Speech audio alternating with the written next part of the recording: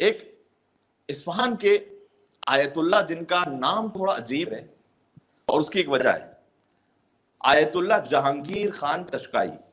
ٹھیک ہے، آپ نے شاید ہی کسی آیت اللہ کا نام آیت اللہ جہانگیر خان سنا، مطلب نام میں کوئی ویسے مسئلہ نہیں ہے، لیکن عام طور پر آیت اللہ سید علی، آیت اللہ محمد، آیت اللہ اس طرح آیت اللہ سید مہدی بحر العلوم، ٹھیک ہے، سید احمد مقدس اربیلی، یہ وہ نام ہے جو آشنا نام ہے. جہانگیر، آیت اللہ جہانگیر خان، اس کی وجہ اصفہان میں اس کے قریب کے آؤٹ اسکرٹس کے دیہات میں رہتے تھے. تو 40 سال تک، باہر سے معذرت مجھے لفظ ممبر پہ استعمال کرنا پڑ رہا ہے تاکہ بچوں تک بات پہنچ سکے، گٹار بجایا کرتے تھے.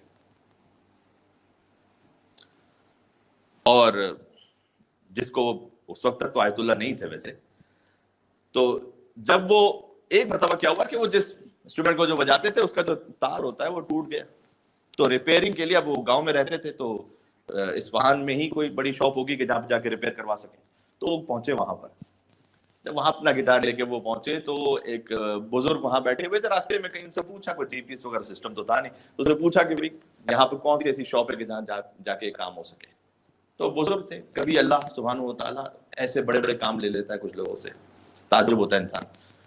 نیکیاں ہوتی ہیں کچھ، انسان کے ماں باپ کی دعائیں ہوتی ہیں کچھ.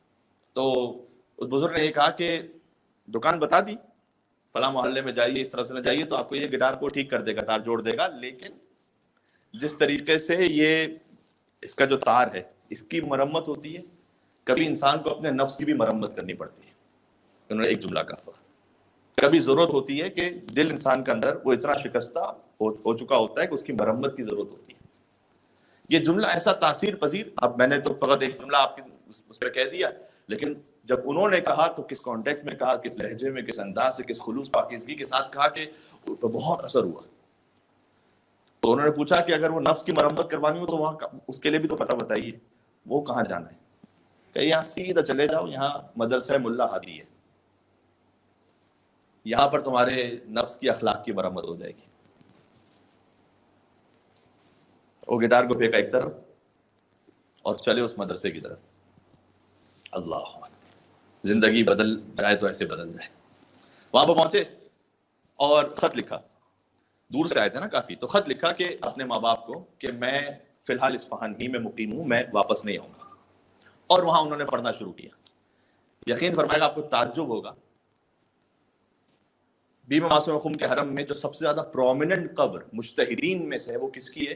آیت اللہ بروجردی کی. کافی زیادہ پرومیننٹ ہے، مسجد اعظم کے بالکل ساتھ میں. آیت اللہ بروجردی کے اساتذہ میں سے ایک استاد ہیں آیت اللہ جہانگیر خان قشقائی، یعنی آیت اللہ بروجردی ان کے شاگرد ہیں، آیت اللہ یزدی ان کے شاگرد ہیں. بہت بڑے بڑے نام لے رہا ہوں میں شیعہ ہسٹری کے.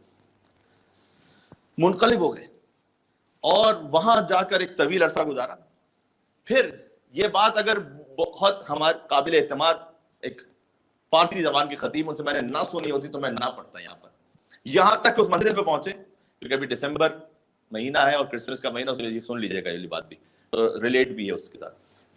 تو اصفہان میں ایک آبادی تھی کہ جو کرسچنس کی تھی، اور کرسچنس میں وہاں پر جو ان کے پریسٹ ہے وہ بھی ہوتے تھے. تو ایک مرتبہ ان کرسچن پریسٹ کے ساتھ ایک بحث ہو رہی تھی. تو یہ ثابت کر رہے تھے کہ حضرت عیسیٰ ابن اللہ نہیں بلکہ عبد اللہ ہیں. ان مثل عیسیٰ عند اللہ کمثل آدم خلقہ من تراب ثم قال له کن فیکون. سورہ آل عمران، یہ آیہ مباہلہ سے پہلے کی آیت ہے کہ اللہ کے نزدیک عیسیٰ علیہ السلام کی مثال آدم علیہ السلام کی طرح سے، اس لیے کہ آدم کے تو نہ ماں نہ باپ، تو اگر عیسیٰ بغیر باپ کے خلق ہوئے تو آدم بغیر ماں باپ کے ہیں، تو پھر آدم زیادہ سزاوار ہیں کہ انہیں ابن اللہ کہا جائے. اس کا مطلب ہے کہ آدم بھی عبداللہ ہیں، عیسیٰ بھی عبداللہ ہیں. تو مقال له کن فیکون، اللہ خلق کے ساتھ کرتا ہے، وہ کہتا ہے کن ہو جا فیکون، تو وہ ہو جاتا ہے. کرسچن کے سامنے مثال اس لیے پاسبل ہے کہ ایڈم اینڈ ایو کو وہ مانتے ہیں، کیونکہ کامن گراؤنڈ پر آپ کی ڈیبیٹ ہو سکتی ہے نا. جو حضرت آدم حضرت حوا کو تو وہ مانتے ہیں کہ ان کی خلقت ہوئی، اور ان کے واقعے کو مانتے ہیں، اگرچہ کچھ ڈیٹیل میں اس طرح سے نہیں مانتے جیسے ہم مانتے، لیکن حضرت آدم کی خلقت کو مانتے ہیں نا کہ اللہ سبحانہ و تعالیٰ نے خلق کیا.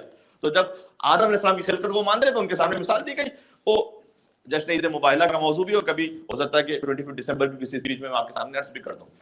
تو انہوں نے دلیلیں دی. تو جیسے رسول اللہ کے سامنے وہ عیسائی نہیں مان رہے تھے، تو یہ آیت اللہ جہانگیر خان قشقائی بحث کر رہے ہیں، تو وہ مان نہیں رہے پریسٹ اصفہان کے جو ہے.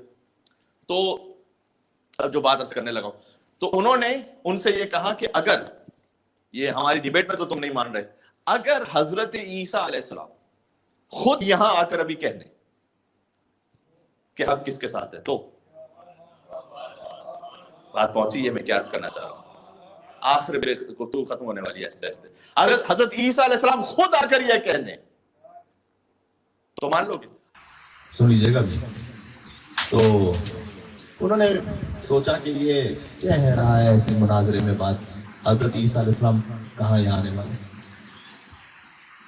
اور اللہ جانے انہوں نے کیا دعا پڑھی کہ حضرت عیسیٰ علیہ السلام کو نہ صرف خود دیکھا بلکہ انہوں نے بھی دیکھا حضرت عیسیٰ علیہ السلام، اور وہ تشریف لائے. اور حضرت عیسیٰ علیہ السلام جب آئے تو انہوں نے ان کرسچن پیس سے آ کر جو جملہ کہا وہ یہ تھا کہ دیکھو میں گواہی دیتا ہوں کہ اس وقت علی اور آل علی کے علاوہ جتنی بھی راہیں ہیں وہ سب کی سب گمراہ ہیں. یہ راہ اس پر